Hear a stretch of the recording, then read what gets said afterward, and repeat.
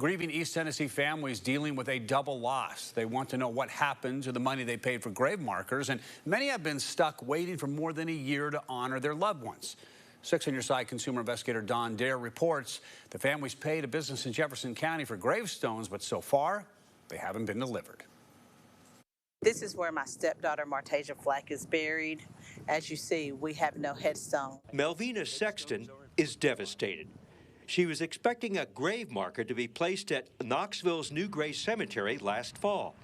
Her stepdaughter, Martasia Flack, was killed by a random bullet while sitting in her car 3 years ago. Mrs. Sexton said it took 2 years to save money for a cemetery marker. She went to Tom Solomon's business in Newmarket 16 months ago. The late Mr. Solomon operated his monument company out of this office for years. Melvina knew him and his business. She's a former resident of Jefferson County. On the 4th of May, both Mr. Solomon and Tim Noe were present and tried to pay with a check, and he told us that he could only accept cashier's check or cash. Melvina says Tim Noe sat next to Mrs. Solomon in May of last year. This is Mr. Noe's signature? Yes, it is. Mrs. Sexton handed this cashier's check for $725 to Tim Noe. Melvina received a sketch of the marker from Noe, but the monument maker tells 6 on Your Side he never received payment for the stone.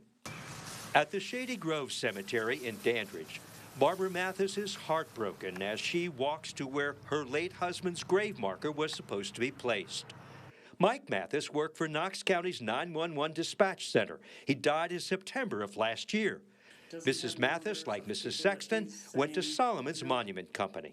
Tom Solomon was there, along with Tim Noe. They were both sitting in chairs beside each other. Who makes the order then? Tim Noe. Mr. Solomon said that Tim Noe would be making my order.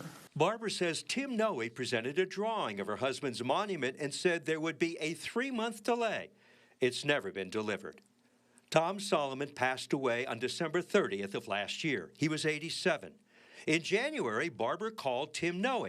She said he assured her the marker would be coming.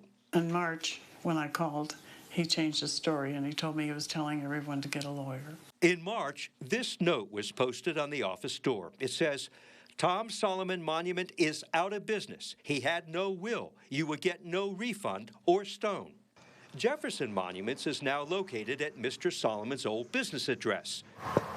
No one was there when we visited the office. However, there was a phone number to contact. We called it.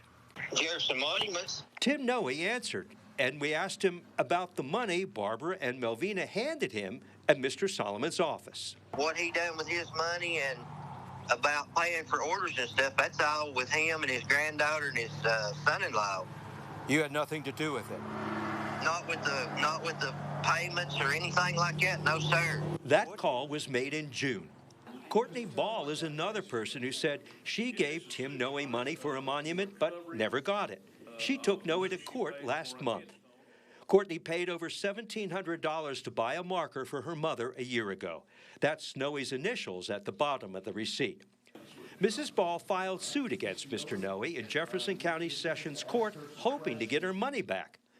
Judge Will Roach was asked to decide if Mr. Noe was responsible for allegedly keeping the money paid by Mrs. Ball.